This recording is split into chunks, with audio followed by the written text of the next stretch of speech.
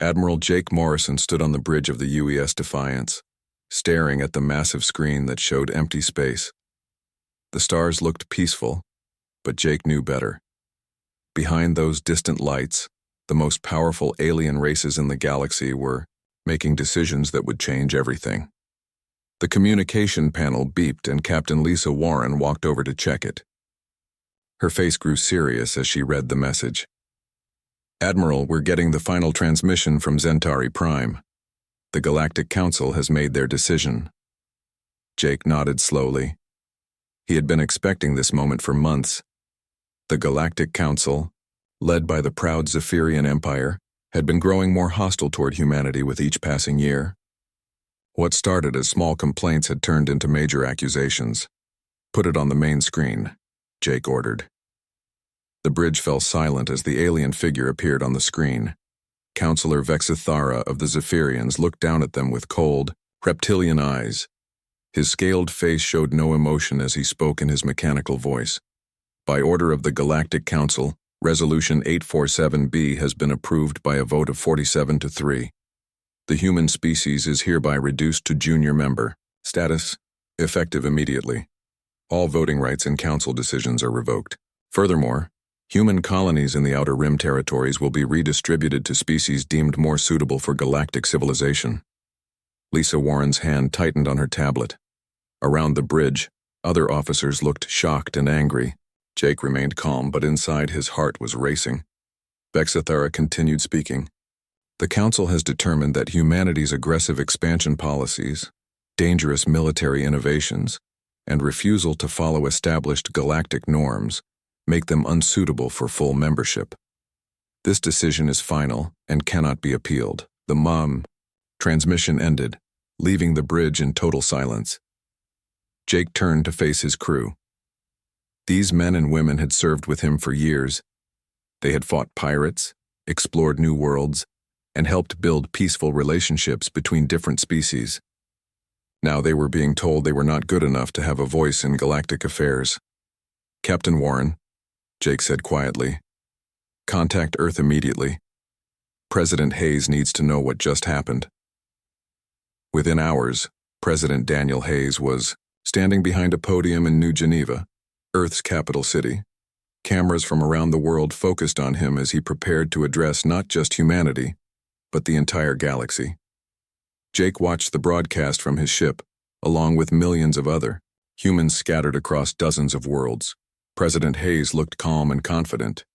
He had gray hair and kind eyes, but today those eyes held a strength that made Jake proud to be human. "My fellow humans, and to those aliens who may be listening," Hayes began, "today the Galactic Council has shown us who they really are. They have decided that humans are not worthy of equal treatment. They believe they can take our homes, our colonies, and our rights whenever they choose." Hayes paused, looking directly into the camera. "They are wrong." The president's voice grew stronger. "Therefore, I announce that Earth and all human colonies are immediately withdrawing from the Galactic Council. All of our ambassadors are being recalled. All trade agreements with Council species are canceled.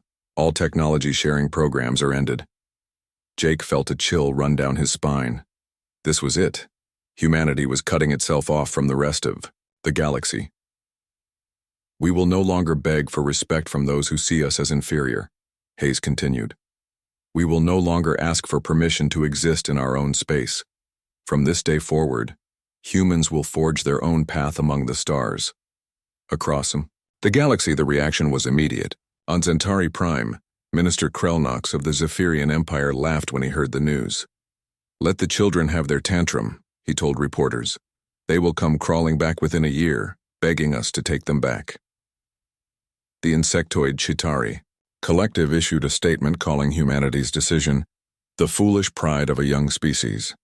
The aquatic depth lords expressed confidence that humans would see reason once they realized how much they needed the Council's protection and trade networks. But Jake Morrison knew something the aliens did not. For months, Dr. Helen Cooper had been working on secret projects in hidden laboratories. She had been taking apart alien technology piece by piece, learning how it worked, and then building better versions using human engineering. Lisa Warren approached Jake with another report. "Admiral, We're getting messages from all our ships. The captains want to know what happens next. Jake looked out at the stars again. Somewhere out there, alien species were celebrating what they thought was humanity's defeat. They believed humans would come back in a few months, desperate and willing to accept any terms. They had no idea what was really coming. Send a message to all fleet commanders, Jake ordered. Operation Silent Running begins now. All ships are to return to human space immediately. No contact with alien vessels unless absolutely necessary. We're going dark. As the UES Defiance turned toward home, Jake thought about the future. The aliens thought they had won by pushing humanity out of their club, but they had actually done humanity a favor. For too long, humans had been trying to fit into someone else's system, following someone else's rules. Now they were free to build something better.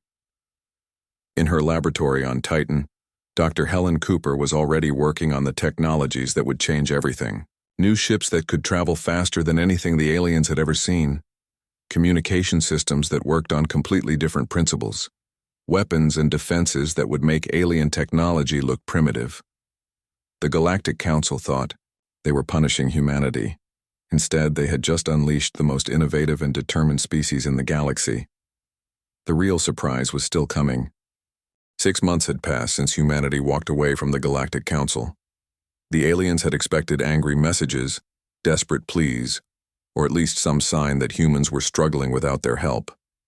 Instead, they got complete silence. Prime.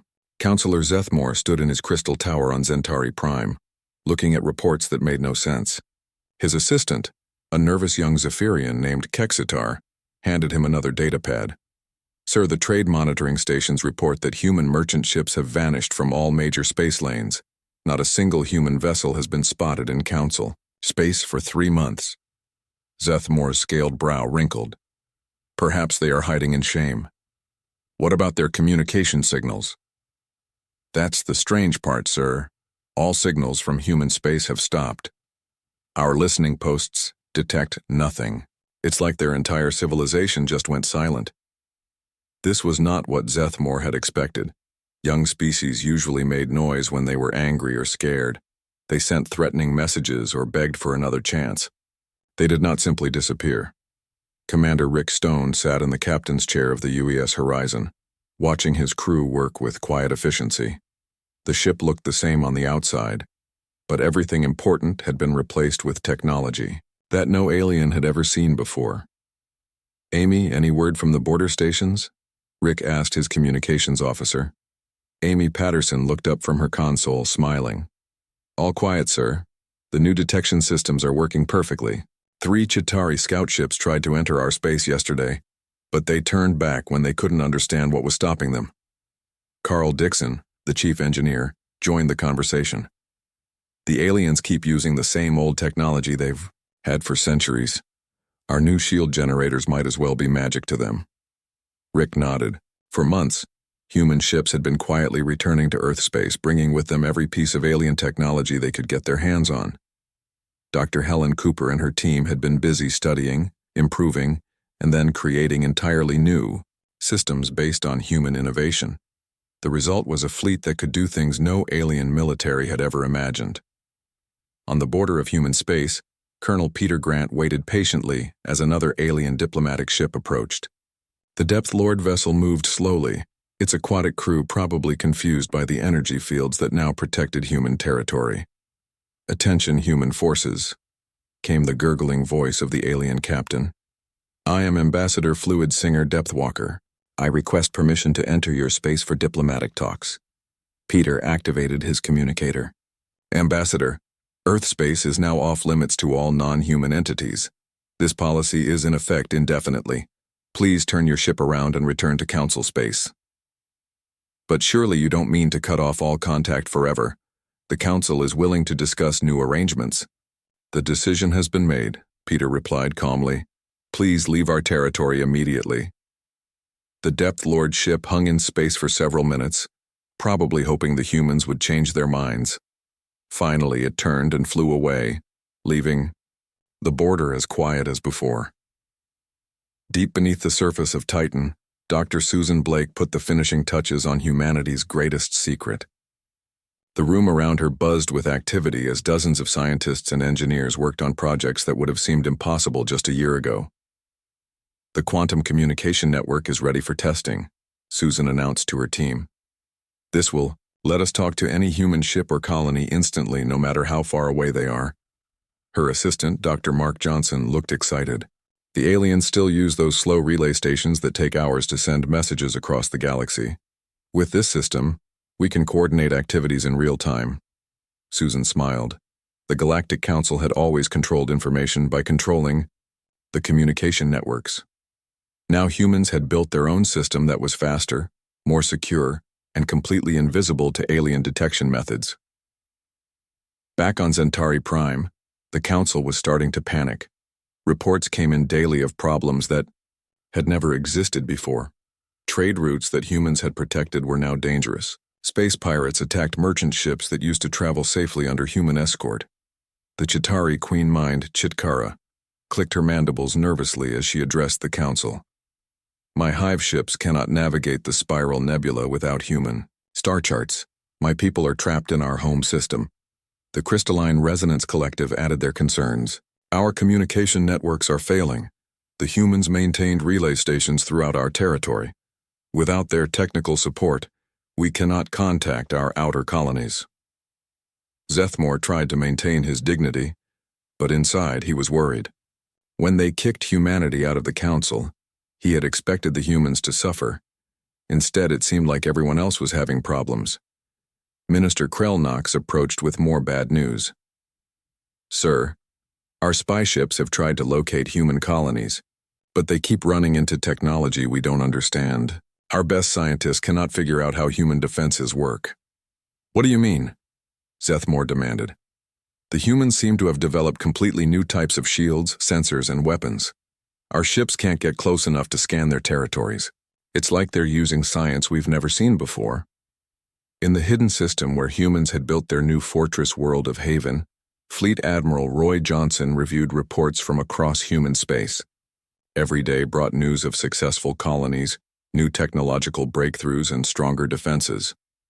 Dr. Patricia Brown, the lead scientist working on defensive systems, joined him in the command center. Admiral, the new shield technology is working better than we hoped. Alien ships can't even detect our planets, let alone attack them. How many new colonies are operational? Roy asked. 17 so far, with more being established every month. The aliens have no idea how far we've spread or how fast we're growing. Roy looked at the star map showing human territories.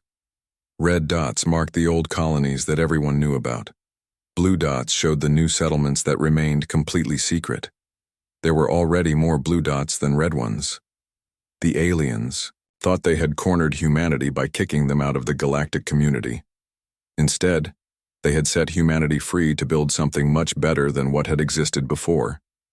The real surprise was still coming, and the galaxy was not ready for it. The first sign of real trouble came from the trade lanes near the Spiral Nebula. Captain Zixara of the Chitauri merchant vessel, Prophet Seeker, sent a desperate message to her homeworld as pirate ships surrounded her cargo hauler. Mayday, mayday. We are under attack by raiders in Sector 7. Request immediate assistance. Her voice cracked with fear as energy blasts rocked her ship. The response from Chitauri Command was not what she expected. Negative, Prophet Seeker. No escort vessels available. Human security forces no longer patrol that sector. Captain Zixara felt her 4 hearts sink. For decades, human ships had kept the trade routes safe. Pirates knew better than to attack when human warships might show up within minutes. Now those protectors were gone, and the criminals were getting bold.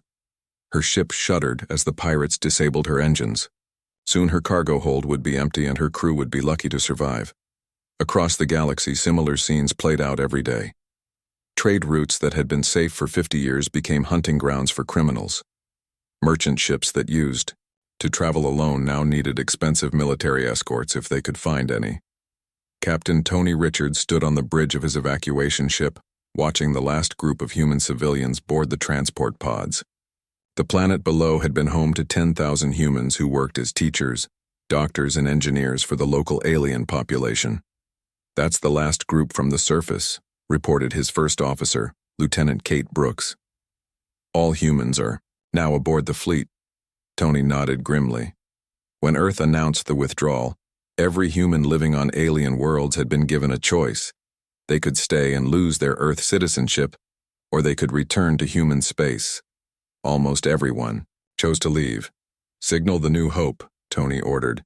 Captain Martha Stewart can begin the final departure sequence. The massive transport ship New Hope was one of 12 vessels in Tony's evacuation fleet. Each ship carried thousands of humans and their belongings away from worlds they had called home for years. The operation was moving faster than anyone had expected, including the aliens who watched in growing alarm. On the water world of Aqua Prime, Ambassador Fluid Singer Depthwalker floated in his chamber, surrounded by failing life support systems. The underwater cities of his people needed carefully balanced atmosphere processors to maintain the right mixture of gases and pressure. For 30 years, human technicians had maintained these vital systems. They understood the delicate engineering required to keep an entire civilization alive beneath the waves. Now those technicians were gone, and no one else knew how to fix the increasingly frequent breakdowns. How long until the primary atmospheric processor fails completely? Depthwalker asked his chief engineer. Perhaps 3 months, Ambassador. Maybe less if we cannot find replacement parts. Depthwalker felt the water around him grow colder. Without the atmospheric processors, his people would die. The technology was human-designed and human-built. Only humans knew how to repair it. He activated his communication system and sent a desperate message to Earth. This is Ambassador Depthwalker of the Aqua Prime colony. We urgently request technical assistance with our life support systems. We are willing to pay any price. The response came from human diplomat Kevin Price, speaking from an unknown location. His voice was polite but firm. Ambassador, all technical assistance contracts were terminated when Earth withdrew from the Galactic Council.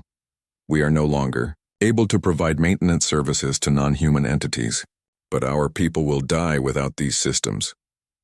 That is unfortunate, Kevin replied. Perhaps the Galactic Council can provide alternative solutions. The communication ended, leaving Depthwalker alone with his failing equipment and growing fear. On Centauri Prime, Prime Counselor Zethmore convened an emergency session of the remaining council members. The crystal chamber that usually held representatives from 60 species now contained barely half that number. Some had withdrawn from the council, others were dealing with crises on their homeworlds. The situation is becoming critical, announced Queen Mind Chitkara of the Chitari Collective. My merchant fleets have lost 30% of their ships to pirate attacks in the past 2 months. Trade revenues are down 70%. The crystalline representative of the Resonance Collective vibrated with distress. Our communication networks continue to fail. We cannot coordinate activities between our colonies. Several worlds have gone completely silent. Zethmore tried to maintain his authority, but inside he was beginning to understand the scope of the disaster. Surely these problems are temporary. Other species can learn to provide the services that humans once offered. It is not that simple, said Counselor Vexithara, looking uncomfortable. Our analysis shows that humans were involved in thousands of small but critical activities throughout Council space. They provided medical assistance, technical consultation, infrastructure maintenance, security services, and diplomatic mediation. We never realized how dependent we had become on their expertise. The Queen Mind clicked her mandibles. My hive ships require human navigation data to travel through dangerous nebula regions. Without their star charts, we are trapped in safe but limited space lanes. The Corvin War has escalated beyond all control, added another representative. Human peacekeepers were the only force both sides trusted to monitor ceasefires. Now, they fight continuously, and the conflict spreads to neutral worlds. Zethmore felt his confidence cracking. When the Council voted to demote humanity, it was supposed to teach them humility. Instead, it seemed to be destroying galactic civilization. A message arrived from Dr. Nancy Turner, speaking on behalf of Earth's government. Her image appeared on the main screen. showing a middle-aged human woman with calm, intelligent eyes. "Members of the Galactic Council," she began, "we have been monitoring your recent communications and understand that you are experiencing difficulties. We want to clarify Earth's position on these matters." The chamber fell silent as the council members listened to the human diplomat. For over a century, humanity provided assistance throughout the galaxy because we believed in cooperation and mutual aid. We maintained trade route security, offered technical support, provided medical care, and mediated disputes because we thought we were part of a galactic community. Dr. Turner paused, her expression remaining neutral. The Council's decision to revoke our membership and redistribute our territories showed us that our contributions were not valued. Therefore, we have redirected all of our resources toward purely human endeavors. "You cannot simply abandon your responsibilities," Zethmore interrupted. "We have no responsibilities to species that do not consider us equals," Dr. Turner replied calmly. "The Council made it clear that humans are not worthy of full membership. We have accepted that judgment and acted accordingly." The transmission ended, leaving the Council chamber in stunned silence. For the first time since the crisis began, Zethmore understood the terrible truth. The humans had not left in anger or spite. They had left because the Council had convinced them they were not wanted. Now the galaxy was learning what life was like without them. 2 years had passed since Earth cut ties with the Galactic Council, and the galaxy was falling apart. The Corvin War, which had been a minor border dispute for decades, now raged across 12 star systems. Without human peacekeepers to separate, the fighting armies both sides had grown more violent and desperate. General Mortak of the Corvin Defense Force stood over the ruins of what used to be a beautiful crystal city. His enemy, Commander Yelsina of the Corvin Liberation Army, had bombed it from orbit 3 days ago. Before the humans left, such attacks were unthinkable. Human medical ships would arrive within hours to treat the wounded, and human negotiators would arrange ceasefires to prevent more destruction. Now there was no one to stop the madness. "Sir," his aide reported, "our casualty numbers are climbing past 50,000. Our medical facilities cannot handle the wounded." Mortak clenched his 6-fingered hands. For 30 years, human hospital ships had treated injured soldiers from both sides of the conflict. The humans never asked which army the wounded belonged to. They just saved lives and asked questions later. "What about the neutral zone?" Mortak asked. "The Liberation Army has moved their fleet into the buffer area. Without human patrol ships to enforce the boundaries, they can attack us from what used to be safe space." Fleet Admiral Roy Johnson watched the reports from his hidden command center on Haven.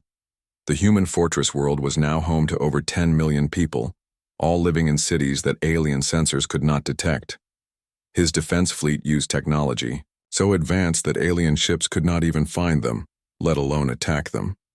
"Admiral," Dr. Patricia Brown approached with the latest intelligence reports. "The Corvin War has spread to the neutral trade station at Crossroads. Over 2 million civilians are trapped there with no way to evacuate." Roy frowned. Before the withdrawal, human rescue ships would already be on their way to save those people. Now they could only watch as the galaxy tore itself apart. "What about our people who used to live there?" Roy asked. "Captain Billy Hayes evacuated the last human families from Crossroads 6 months ago. Our intelligence network is still active, but we have no official presence in the area." Billy Hayes sat in his scout ship at the edge of the system, watching the battle through powerful sensors. His vessel, the Swift Arrow, was invisible to the alien fleets fighting around the trade station. The new stealth technology made human ships look like empty space to enemy scanners. "This is insane," muttered his pilot, Lieutenant Sarah Davis. "Those idiots are going to destroy the whole station with everyone on it." Billy had been a human diplomat at Crossroads for 5 years before the withdrawal. He knew many of the alien families now trapped in the battle zone. Good people who had never hurt anyone were about to die because 2 armies could not stop fighting. "Sir," his communications officer reported, "we're receiving distress calls from 17 different species on the station. They're begging for human assistance." Billy felt his heart break a little. These people had done nothing wrong. Their governments might support the council that kicked humanity out, but these were just ordinary citizens trying to survive. Send the reports to Fleet Command, Billy ordered. Let them decide what to do. On the other side of the galaxy, the Galactic Trade Federation was holding its final meeting. President Kexvar of the Crystal Traders Union looked around the nearly empty chamber. Only 12 of the original 47 member species had shown up. The economic collapse is complete, he announced sadly. Without human buyers, most of our exotic goods markets have disappeared. The Luxari crystal mines have shut down completely. The Nebula shepherds have stopped harvesting energy because no one wants to buy it. The representative from the gas giant collective floated sadly in his pressure suit. My people's atmospheric processing stations are worthless without human customers.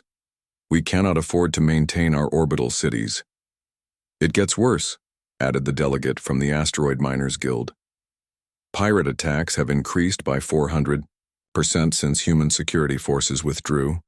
Half of our mining operations have been abandoned because they are too dangerous to maintain. The meeting ended with the formal dissolution of the Trade Federation. Another galactic institution had died because the humans were no longer there to keep it working. The crisis reached its peak when General Drax Moore of the Draconian hegemony decided to take matters into his own hands. The Draconians were the most militaristic species in the galaxy, and their leader was tired of watching the chaos. If the humans want to hide in their territory like scared children, Draxmore announced to his war council, we will drag them out. One human colony will serve as an example to show the galaxy that the Draconians are still strong. His target was New Montana, a human farming world that had been established only 18 months ago. Intelligence reports suggested it was lightly defended, with maybe a few thousand colonists and some cargo ships. What the Draconians did not know was that New Montana was protected by General Frank Morris and the 3rd Human Defense Fleet. Frank was a veteran of 20 alien conflicts, and his ships used technology that no alien military had encountered before. The Draconian attack fleet consisted of 200 warships, including their most powerful battle cruisers. It was 10 times larger than any force that should be needed to capture a farming colony. General Frank Morris watched the enemy fleet approach on his command screen. His defense force consisted of only 20 ships, but each one was equipped with weapons and shields that operated on completely new principles. Sir, his tactical officer reported, the Draconian fleet has entered our defensive perimeter. They are demanding our surrender. Frank smiled grimly. Open a channel to their flagship. General Draxmore appeared on the screen, his scaled face twisted with arrogance. Human commander, you are outnumbered 10 to 1. Surrender your colony, and your people will not be harmed. General Draxmore, Frank replied calmly, you have entered human space without permission. You have 30 seconds to turn your fleet around and leave, or we will remove you by force. Draxmore laughed, a harsh sound that echoed through his ship's bridge. You cannot be serious. Your tiny fleet against my armada? 29 seconds, Frank said. The Draconian general cut the communication and ordered his fleet to attack. 200 alien warships opened fire on the human defenders, expecting to overwhelm them in minutes. Instead, something impossible happened. The human ships moved like nothing the Draconians had ever seen. They accelerated faster, turned sharper, and seemed to ignore several laws of physics. Their weapons cut through Draconian shields like they were made of paper, while alien attacks simply bounced off human defenses. Within 10 minutes, half the Draconian fleet was destroyed or disabled. The survivors fled in panic, broadcasting footage of the battle across the galaxy. For the first time, the universe saw what human military technology could really do when they stopped holding back. The message was clear. Humanity was no longer asking for respect. They had become powerful enough to demand it. 5 years after humanity left the Galactic Council, the old order was completely dead. More than half of the council members had either withdrawn or been kicked out when their governments collapsed. The remaining species struggled to keep their civilizations running while wars raged across what used to be peaceful space. Prime Counselor Zethmore stood alone in the crystal chamber that once held the galaxy's most powerful leaders. His empire was crumbling from rebellions that human advisors had once helped prevent. His trade networks were destroyed by pirates that human security forces had once kept away. His communication systems failed daily without human technicians to maintain them. The proud Zephyrian leader who had laughed at humanity's withdrawal now faced the complete destruction of everything he had built. The emergency transmission came from Ambassador Karen White, speaking from somewhere in human space. Her image appeared on the main screen, showing a confident woman in a crisp uniform standing on what looked like the bridge of a massive spacecraft. "Former Prime Counselor Zethmore," she began, her voice calm and professional. "We have received your formal request for renewed diplomatic relations. We have also noted the apologies and offers of reparations from the remaining council members." Zethmore felt his pride break completely. 3 days ago, he had sent a desperate message to Earth, admitting that the council had been wrong to dismiss humanity. He had offered full membership, equal voting rights, and massive payments to bring the humans back. "The people of Earth appreciate your acknowledgement of past mistakes," Karen continued. "However, the Galactic Council no longer exists in any meaningful form. We see no benefit in returning to a broken system." "Then what do you propose?" Zethmore asked, his voice barely a whisper. "President Hayes will address the galaxy in 1 hour," Karen replied. "I suggest you listen carefully." The transmission ended, leaving Zethmore alone with his failures. Across the galaxy, billions of beings gathered around communication devices to hear what the human leader would say. In hidden bunkers aboard fleeing refugee ships and in the ruins of once great cities, they waited to learn their fate. President Daniel Hayes stood on the steps of the rebuilt United Nations building on Earth. Behind him, the flags of dozens of human colonies fluttered in the breeze. Above him, the massive ship UES Independence hung in the sky like a symbol of humanity's new power. Admiral Steve Clark, commander of the Independence, watched from his bridge as cameras focused on the president. The ship was over 10 kilometers long and carried enough firepower to destroy entire fleets. It was just one of many such vessels in the human navy. "People of the galaxy," President Hayes began, his voice being broadcast to every inhabited world. 5 years ago, the Galactic Council told us we were not worthy of equal treatment. They believed they could take our homes and our rights whenever they chose. They were wrong. Hayes paused, looking directly into the camera. "Today, I announce the formation of the Terran Commonwealth, a new organization dedicated to peace, cooperation, and mutual respect between all species. Any civilization that wishes to join us as equal partners will be welcomed." The reaction was immediate and overwhelming. Within hours, requests for Commonwealth membership poured in from over 30 species. The Gentle Wanderers, a peaceful nomadic race that the Council had always ignored, became the first official members. The craft world artisans, whose beautiful creations had been undervalued by the Council's rigid trade rules, eagerly signed up next. Even former Council members begged to join. The surviving Depth Lords, whose underwater cities were finally working again thanks to secretly provided human technology, offered to share their advanced aquaculture techniques.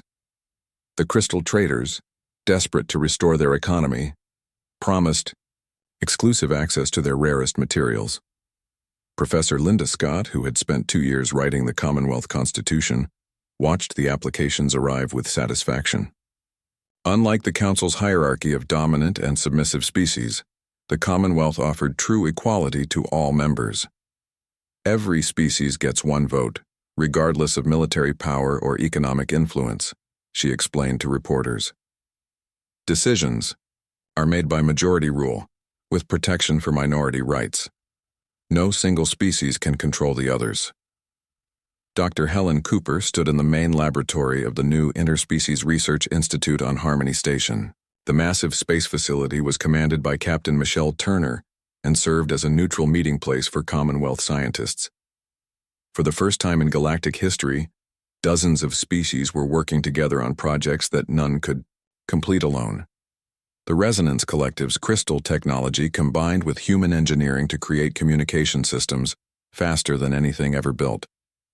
The Nebula Shepherd's energy harvesting techniques merged with human power distribution to bring electricity to worlds that had never known it. "This is what we always wanted," Helen told her mixed team of human and alien researchers. "Not domination or control, but genuine cooperation between equals." Admiral Jake Morrison, now serving as the Commonwealth's first Supreme Commander, floated outside New Geneva Station in a construction suit. The massive space habitat was being built by workers from a dozen different species, each contributing their unique skills to create something amazing. The station would serve as the Commonwealth's mobile capital, able to travel between member worlds to ensure that no single planet controlled the government. It was the opposite of the Council's rigid hierarchy, where power flowed from the top down. "Sir," his aide reported through the comm system, "former Prime Counselor Zethmore has requested permission to visit the station. He wants to discuss Zephyrian membership in the Commonwealth." Jake thought about the proud alien leader who had once dismissed humanity as inferior. Now Zethmore was asking to join the organization that humans had created. "Schedule a meeting," Jake decided. Everyone deserves a second chance. The final ceremony took place 6 months later.